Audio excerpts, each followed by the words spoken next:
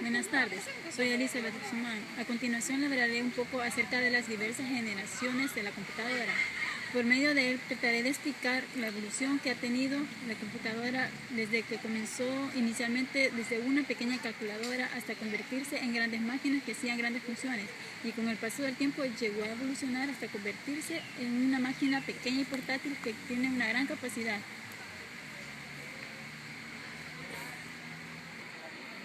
La primera generación inició a partir del año de 1951 y llegó hasta el año 1958.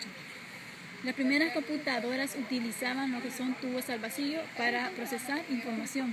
También usaban tarjetas perforadas para entrar la información, los datos y los programas. También se puede ver que en esta época las computadoras utilizaban cilindros magnéticos para almacenar información e instrucciones internas dentro de la máquina. Eran sumamente grandes, utilizaban gran cantidad de energía y asimismo se calentaban y eran sumamente lentas. Y se comenzó a utilizar en esta etapa lo que son los números binarios para representar los datos. 3. La segunda generación inicia a partir del año de 1958 y duró hasta el año 1964.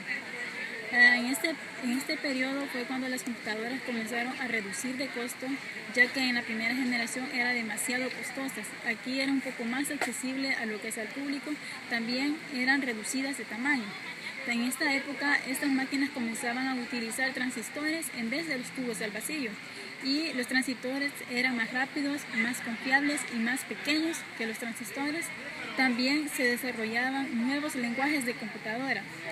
También como el COBOL y el FORTRAN eran uno de los lenguajes que se comenzaron a utilizar en este periodo, los cuales eran comercialmente accesibles. Surgían las minis computadoras y las terminales a distancia.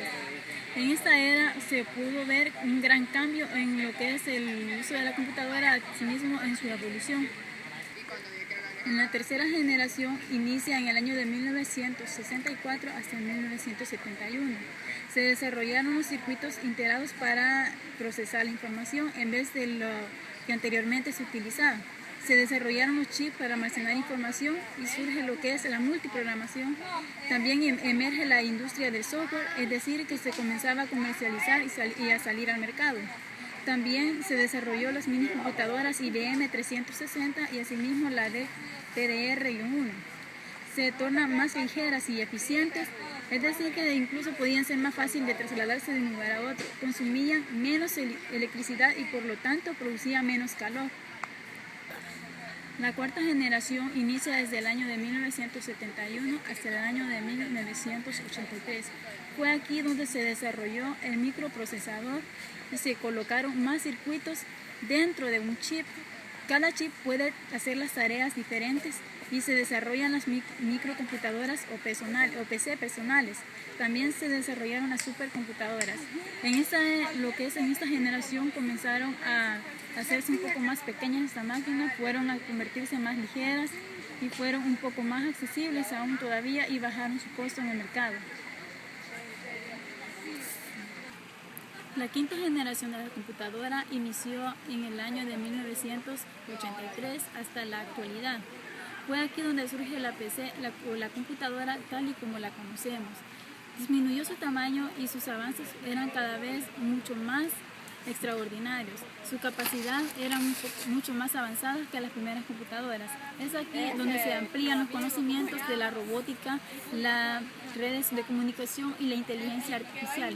En los últimos años se ha observado cómo la tecnología ha ido avanzando gracias a las computadoras y a sus múltiples usos que cumple. También se puede observar lo que es la comunicación es mucho más rápida, más avanzada y mucho más amplia.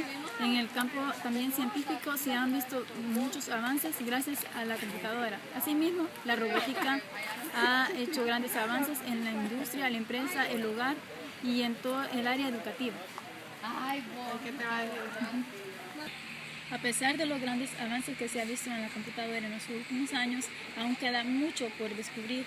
Además, en los últimos años se han hecho investigaciones y existen ambiciones de hacer de que esta máquina cumpla con los deberes cotidianos del hogar, ayude a facilitar el trabajo laboral, asimismo en la comunicación, la industria, la medicina y en el campo científico, asimismo muchos descubrimientos por conocer y hacer que la vida del ser humano se vuelva mucho más ligera, más fácil y más accesible este aparato en el área del hogar.